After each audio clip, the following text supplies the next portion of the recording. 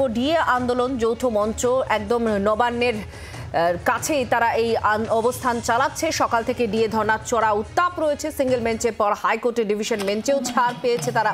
অনুমতি নিয়ে নবান্ন বাসস্ট্যান্ডে বিকল্প জায়গায় নাগারে ধর্না, গান স্লোগানে কেন্দ্রীয় হারে ডিএর দাবি যৌথ মঞ্চের। সিঙ্গেল বেঞ্চের রায় বহাল রেখে শুক্রবার কলকাতা হাইকোর্টের ডিভিশন বেঞ্চ জানিয়ে দেয় নবান্ন বাস টার্মিনালে ধর্না কর্মসূচি করবে, আর রবিবারের বদলে তা শেষ করতে হবে আজ বিকেল 4টের মধ্যে। এই রায়কে নৈতিক জয় হিসেবে দেখেছেন মঞ্চের আহ্বায়ক ভাস্কর ঘোষ। জি 24 ঘন্টাকে তিনি জানান, রাজ্য নানাভাবে হাইকোর্টকে বোঝানোর চেষ্টা করেছিল এখানে অবস্থান করলে 144 ধারা লঙ্ঘন হচ্ছে, অসুবিধা হচ্ছে ইত্যাদি। এই যুক্তিগুলো আদালতে ধোপে টেকেনি ডিভিশন বেঞ্চ। তাদের অনুরোধ জানিয়েছিলেন রবিবার টেট পরীক্ষা এবং লক্ষ কণ্ঠে গীতা পাঠের মতো দুটো মেগা ইভেন্ট রয়েছে কলকাতায়। পাশাপাশি রবিবার ক্রিসমাস ইভও রয়েছে। প্রচুর মানুষ শহরের বিভিন্ন প্রান্ত থেকে জড়ো হবেন। আর এই সমবেত পরিস্থিতির মধ্যে কর্মসূচি একদিন কমিয়ে আনা যায় কিনা তা বিবেচনা করার প্রস্তাবে সাড়া দিয়ে শনিবার বিকেল পর্যন্ত কর্মসূচি পালন করে এই জায়গা খালি করে দেবেন আন্দোলনকারীরা। রাজনৈতিক দলের প্রতিনিধিরা তাদের এই আন্দোলনে গেছেন। কখনো দেখা গেছে বিকাশ রঞ্জন ভট্টাচার্যকে, কৌস্তব বাগচি তিনি গিয়েছেন, সজল ঘোষের যাওয়ার কথা, মোহাম্মদ সেলিম গিয়েছেন, ডক্টর ইন্দ্রনীল খা বিজেপি নেতা তাকেও দেখা গিয়েছে গতকাল। তো এই মুহূর্তের ছবি, আজকের ছবি আমরা একটু জানার চেষ্টা করব। আমাদের প্রতিনিধি প্রবীর সরাসরি আমাদের সঙ্গে রয়েছেন। প্রবীর, আজকের ছবি কি? ডিএর আন্দোলনে যৌথ মঞ্চ যে আন্দোলন করছে আজকে তো তার শেষ হাইকোর্টের নির্দেশ অনুসারে, আর তার সঙ্গে আরো টেট আন্দোলন থেকে শুরু করে এরাও যুক্ত হয়েছেন। বহু রাজনৈতিক দলের মুখকে আমরা দেখতে পেয়েছি।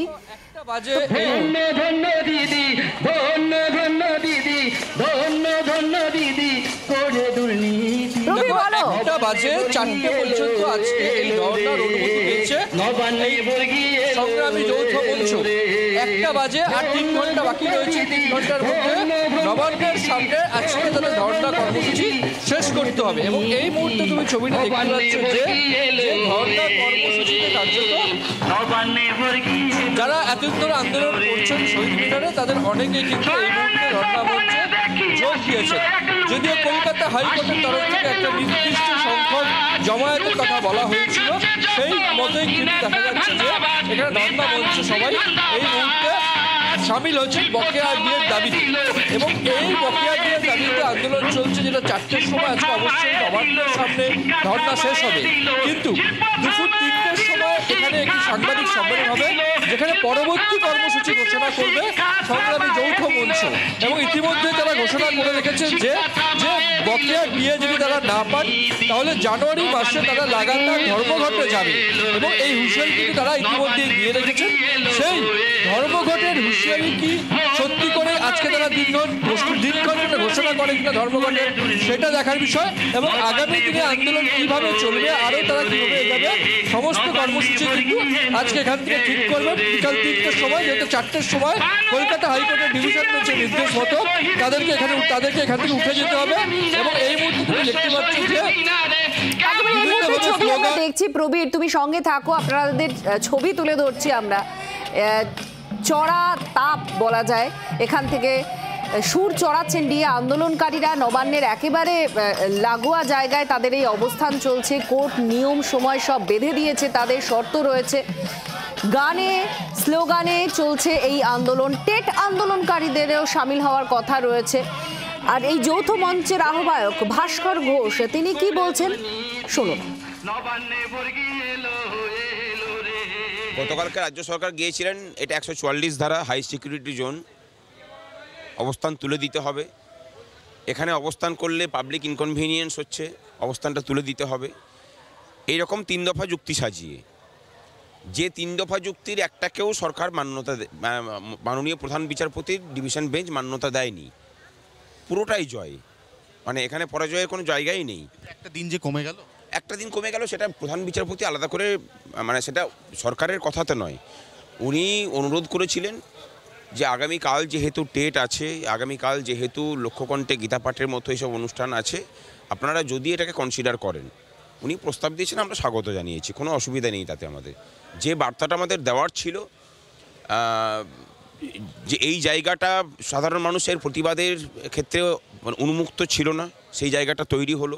144 ধারা জারি করে বিশেষ বিশেষ কেউ অবস্থান করতে পারবেন, বিক্ষোভ করতে পারবেন, আর বাকিদের ক্ষেত্রে অন্য নিয়ম থাকবে, সেটা হতে পারে না, সেই মিথটা ভাঙা গেছে। আর দ্বিতীয় হচ্ছে যে 11 মাস ধরে নবান্ন আমাদের কথা শোনার জন্য যেতে পারেনি, আমরা নবান্নে এসে কথা শুনিয়ে গেলাম।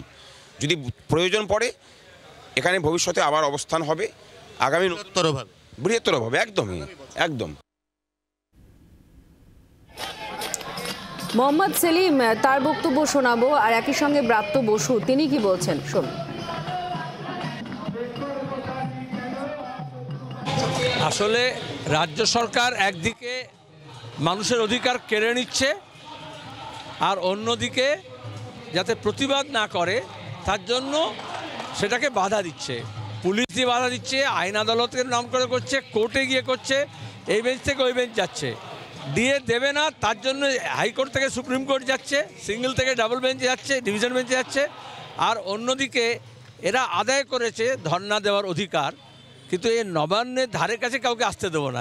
তাহলে সেই রাজ্য সরকার কতটা দুর্বল উইকেটে আছে, পিছিয়ে আছে, এবং কতটা নিজের ওপরে তাদের আস্থা নেই, যে তার নিজের কর্মচারীকে দোষারোপ করছে, তার নিজের কর্মচারীদের অধিকার কেড়ে নিচ্ছে, কথা বলার অধিকার, প্রতিবাদ করার, আন্দোলন করার, হক চাওয়ার, ডিএ চাওয়ার অধিকার কেড়ে নিচ্ছে। তাহলে আসলে যারা চোর জোচ্চোর হয় তারা এইভাবেই করে, কারণ মুখ্যমন্ত্রী শীত কাটছে নবান্নতে বসে রাজ্যের ট্রেজারি থেকে, লুট করছেন, প্রাকৃতিক সম্পদ লুট করছেন, আর শিক্ষক, কর্মচারী, এমনকি পুলিশ, তাদেরও হক মেরে দিচ্ছেন। কিন্তু এইবারের রায় এটা তো প্রমাণ হলো, কালকে তো চিফ জাস্টিসরা বলছেন 4% দিয়ে দিলাম, কেক খাওয়ার জন্য দিলাম, মিষ্টি খাওয়ার জন্য দিলাম, ভিগির মেয়েছে নাকি কর্মচারীদেরকে। আর মুখ্যমন্ত্রী এরা মনে করেন দয়া দাক্ষিণ্য করছেন। ওদের আন্দোলনের পদ্ধতি, ওদের আন্দোলন কিভাবে ওরা আন্দোলন করবেন, কাকে আহ্বান জানাবেন, কাকে আহ্বান জানাবেন না, তার পিছনে কতটা রাজনীতি আছে, কতটা রাজনৈতিক সংগঠনের ইন্ধন আছে, এগুলো তা মানে ওইভাবে সারফেসে বলা যায় না। তো এগুলো ওদেরই, যে ওরা কি করবেন ওদের জিজ্ঞেস করুন। বাংলার আওয়াজ, বাঙালির আবেগ, জি 24 ঘন্টা।